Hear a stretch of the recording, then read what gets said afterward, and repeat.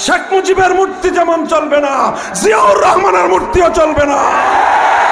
এদেশে আর কোনোদিন কোন মূর্তির স্থান বাংলার মাটিতে হবে না। তোমার নেত্রী গেছে যেই পথে, তোমরাও যাও সেই পথে। সে তার ধর্মনিরপেক্ষতার প্রীত মনের মধ্যে ছিল বলে মুসলমানদের বাংলাদেশের মাটিতে তার ঠাঁই হয় নাই। ধর্মনিরপেক্ষ মতবাদের দেশে সে পাচার হয়ে গেছে। ইসলাম যাদের পছন্দ হয় না,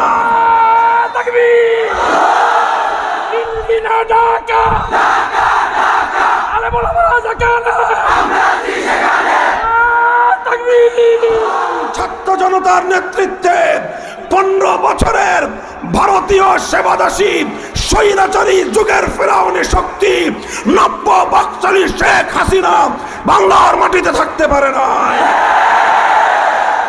মুহতারাম হাজিরিন, সুতরাং সেই প্রেরণায় উজ্জীবিত হয়ে আমরা বলতে চাই, আগস্টের বিপ্লব, আগস্টের বিপ্লব, আগস্টের বিপ্লব দেখো, 1 ঘন্টার ব্যবধানে টেকনাফ থেকে তেতুলিয়া গোটা বাংলাদেশ ভাস্কর্য নামক মূর্তি থেকে পবিত্র হয়েছে। সমস্ত মূর্তি ভেঙে গুড়িয়ে দেওয়া হয়েছে। তবে কোন হিন্দুদের মন্দিরে ফুলের টোকাও দেওয়া হয় নাই। হিন্দুদের তাদের ধর্মীয় কোন প্রতিমার গায়ে কেউ আঘাত করে নাই, কোন প্রতিমা ভাঙচুর হয় নাই। হিন্দুদের বাড়ি ঘরে, তাদের উপাসনালয়ে কোনো একটা সামান্য ফুলের আচরও লাগে নাই। এ থেকে প্রতীয়মান হয় ইসলামী বিপ্লব হলে হিন্দুরাও নিরাপত্তা পাবে। ইসলামী বিপ্লব হলে প্যাগোডায় থাকা বৌদ্ধদেরও নিরাপত্তা মিলবে। ইসলামী বিপ্লব হলে খ্রিস্টানরা গির্জায় স্বাধীনভাবে ধর্ম পালন করতে পারবে। তবে মুসলিম জনপদে কোনো মূর্তি রাখা চলবে না। শেখ মুজিবের মূর্তি যেমন চলবে না, জিয়াউর রহমানের মূর্তিও চলবে না। এদেশে আর কোনোদিন কোন মূর্তির স্থান বাংলার মাটিতে হবে না।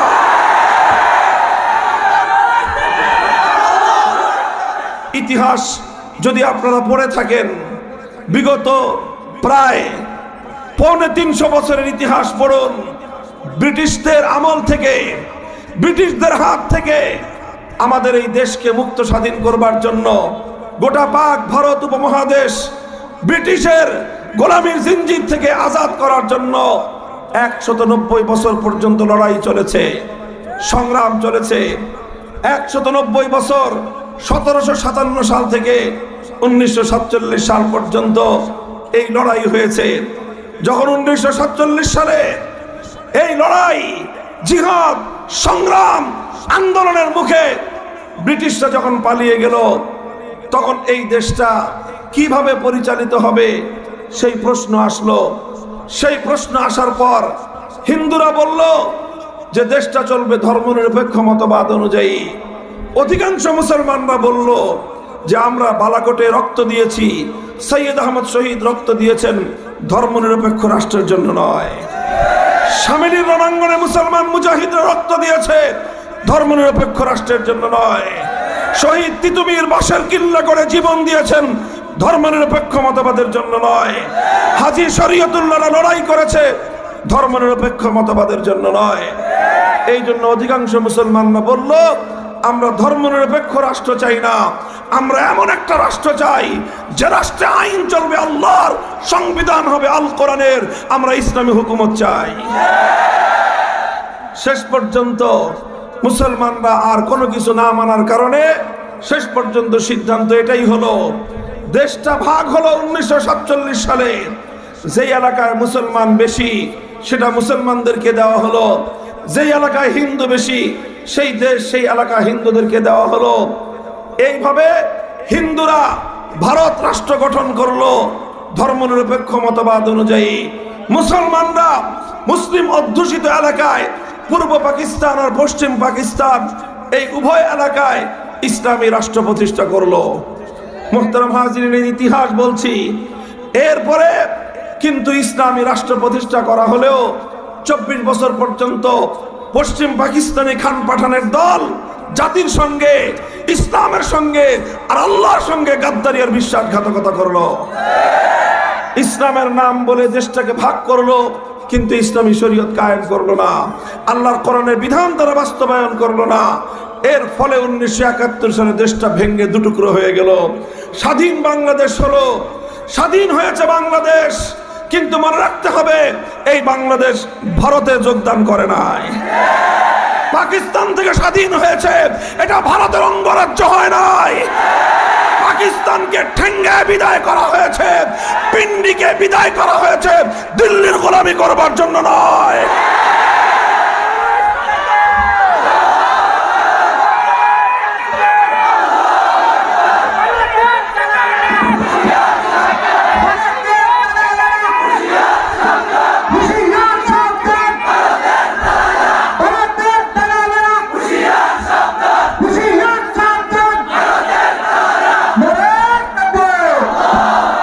কাজেই 71 সালে বাংলাদেশ স্বাধীন হয়েছে, এটা জালিমের বিরুদ্ধে ছিল মজলুমের লড়াই।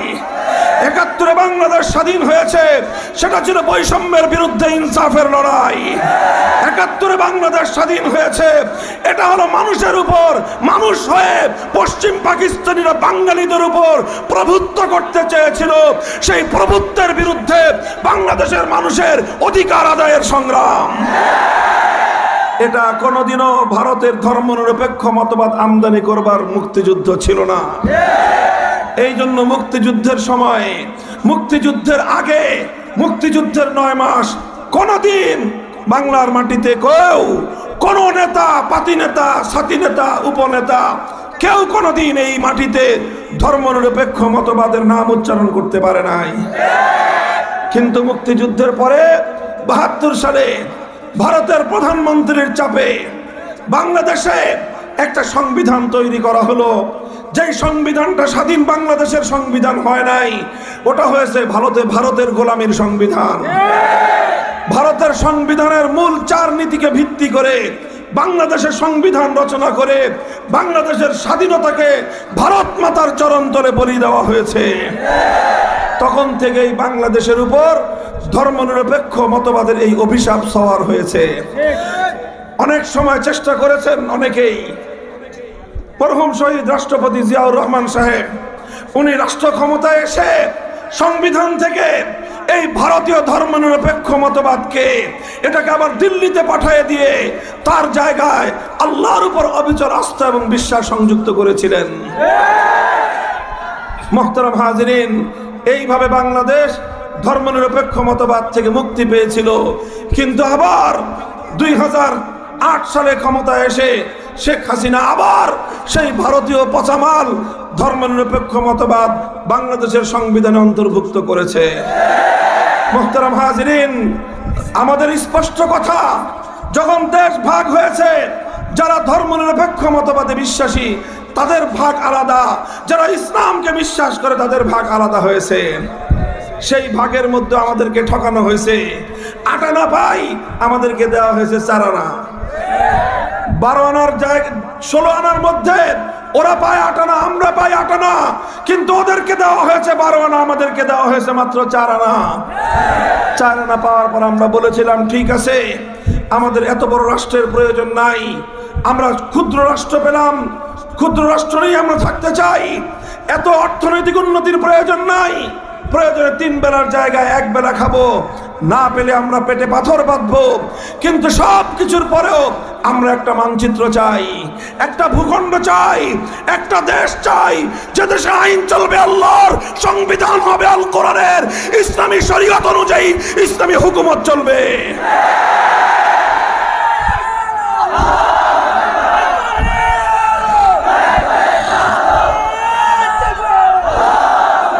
মুহতারাম হাজিরিন, এই জন্য আমি বলেছিলাম, যেহেতু ভাগাভাগি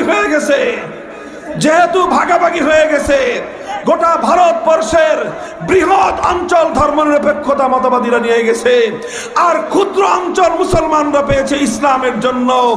এই ইসলামের ভূমিকে আবার ধর্মনিরপেক্ষ মতবাদীদের হাতে তুলে দেওয়ার জন্য যদি কেউ চেষ্টা করে, এই ইজারাদারি দেওয়ার যদি কেউ চেষ্টা করে, ওদেরকে জীবনের রক্ত দিয়ে রুখে দাঁড়াতে হবে।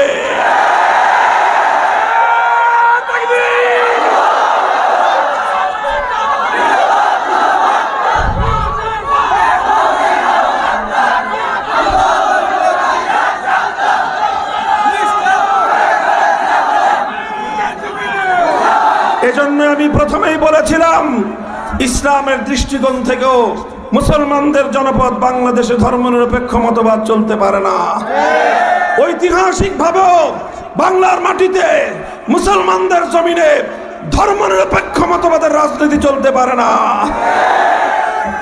এখন যদি কারো ধর্মনিরপেক্ষ মতবাদের রাজনীতি করবার এত উত্তেজনা তৈরি হয়, এত খায়েশ জাগে, তাহলে তোমাদের জন্য আমার পরামর্শ হলেই তোমার নেত্রী গেছে যেই পথে তোমরাও যাও সেই পথে।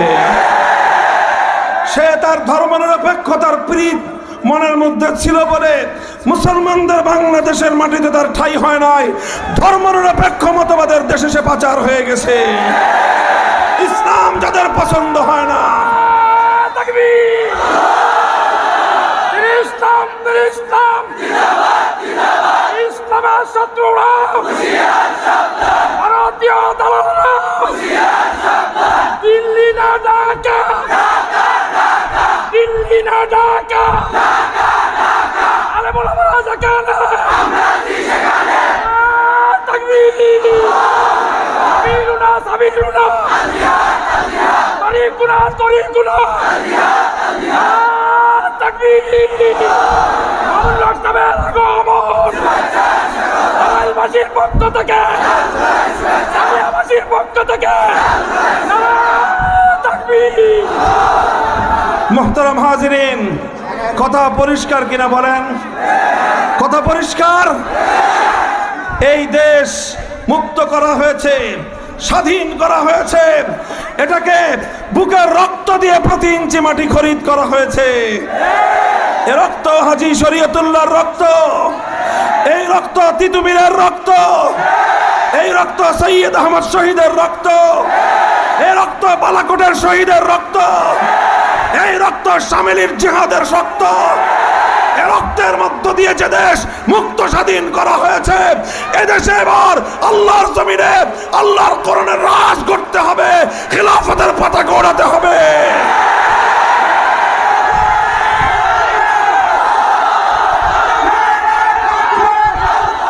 এই জন্য মুহতারাম হাজিরিন, এটা আমাদের আজ আলহামদুলিল্লাহ বাংলাদেশের প্রত্যন্ত অঞ্চলে ইয়াং সোসাইটি, যুব সমাজ আজ তাওহীদি বিপ্লবের জন্য প্রস্তুত। স্কুল, কলেজ, ইউনিভার্সিটি, আলিয়া মাদ্রাসা, কওমি মাদ্রাসা, সাধারণ জনগণ, খেটে খাওয়া কৃষক, শ্রমিক, মজদুর, সব যুব জনতা আজ জেগে উঠেছে। প্রতিটি সেক্টর থেকে আমরা দেখছি তাদের চোখ থেকে তাওহীদের বারুদ জ্বলছে। ইনশাআল্লাহ জাতি যখন জেগে উঠে, কোন শক্তি তাদেরকে দাবায় রাখতে পারবে না ইনশাআল্লাহ। বিপ্লবের জন্য কোন জাতি যখন প্রস্তুত হয়, তখন অনেক বড় রাজনৈতিক দলের প্রয়োজন নাই, কোন বড় রাজনৈতিক নেতার প্রয়োজন হয় না।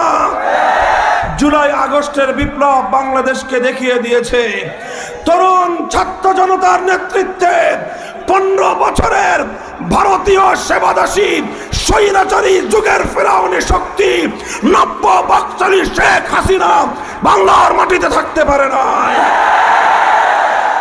মুহতারাম হাজিরিন, সুতরাং সেই প্রেরণায় উজ্জীবিত হয়ে আমরা বলতে চাই, আগস্টের বিপ্লব, আগস্টের বিপ্লব, আগস্টের বিপ্লব দেখো, 1 ঘন্টার ব্যবধানে টেকনাফ থেকে তেতুলিয়া গোটা বাংলাদেশ ভাস্কর্য নামক মূর্তি থেকে পবিত্র হয়েছে।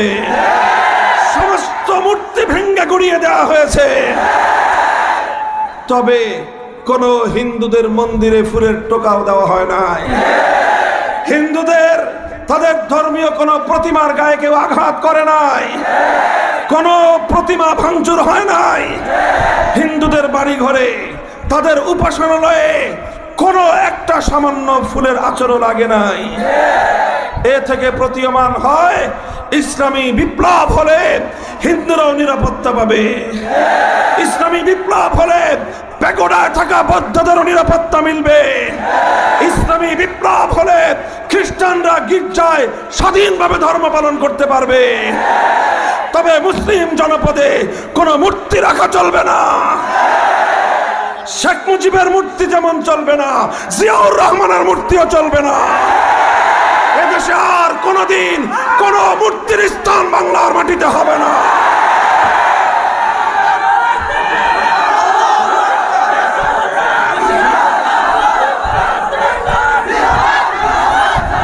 আমি আপনাদেরকে আখেরি প্রশ্ন করতে চাই, আখেরি পয়গাম রাখতে চাই। বাংলার মানুষ অনেক রঙের দেশ দেখেছে। এদেশের মানুষ একবার সোনার বাংলাদেশ দেখেছে, এরপরে মানুষ নতুন বাংলাদেশ দেখেছে, এরপরে মানুষ সবুজ বাংলাদেশ দেখেছে, এরপরে মানুষ ডিজিটাল বাংলাদেশ দেখেছে, সর্বশেষ স্মার্ট বাংলাদেশও দেখা শেষ। এবার আমরা দেখতে চাই ইসলামের বাংলাদেশ, এবার আমরা দেখতে চাই খেলাফতের বাংলাদেশ। সেই বাংলাদেশ গড়বার জন্য রক্ত দিতে কারা প্রস্তুত?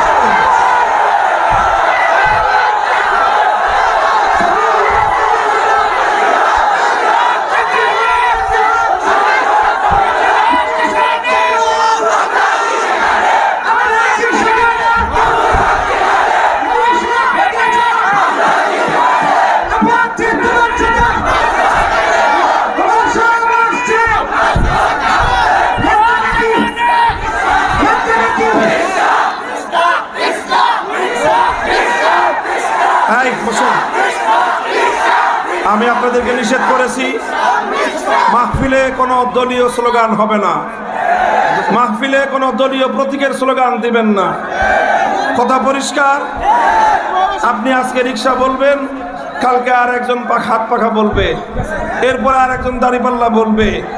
মাহফিলগুলোকে এইভাবে আপনারা দলীয় প্রতীকের স্লোগান দিয়ে বিভক্তি আনবেন না, মনে থাকবে কথা। ইসলামের কথা বলবো আমরা, ইসলামী রাষ্ট্র প্রতিষ্ঠার কথা বলবো। কথা বলেন ঠিক না বেঠিক? তাহলে আমরা বাংলাদেশ দেখতে চাই, ইসলামের বাংলাদেশ। ইসলামের বাংলাদেশ দেখার জন্য কাজ করতে হলে কাজ করতে রাজি আছেন তো? মনে রাখেন, শুধু স্লোগান দিয়ে ইসলামের বিপ্লব হবে না, শুধু বক্তব্য দিয়ে ইসলামের বিপ্লব হবে না। ইসলামী বিপ্লবের জন্য আমাদের প্রত্যেককে ঘাম ঝরানো পরিশ্রম করতে হবে। ঘাম ঝরিয়ে মেহনত করবেন তো? এরপরে চোখের অশ্রু দিয়ে আল্লাহর সাহায্য চাইতে হবে, চাইবেন তো? ঘাম আর অশ্রু দিয়ে যখন বিপ্লবের জন্য মাটি উর্বর হবে, শহীদি ঈদগাহে জামায়াত হতে হবে বুকের তাজা রক্ত দেওয়ার জন্য, আল কোরআনের রাজ গড়তে, ইসলামী বিপ্লব করার জন্য শহীদি ঈদগাহে রক্ত দিতে কারা যাবে? কারা যাবে? হাত তুলে শপথ করো।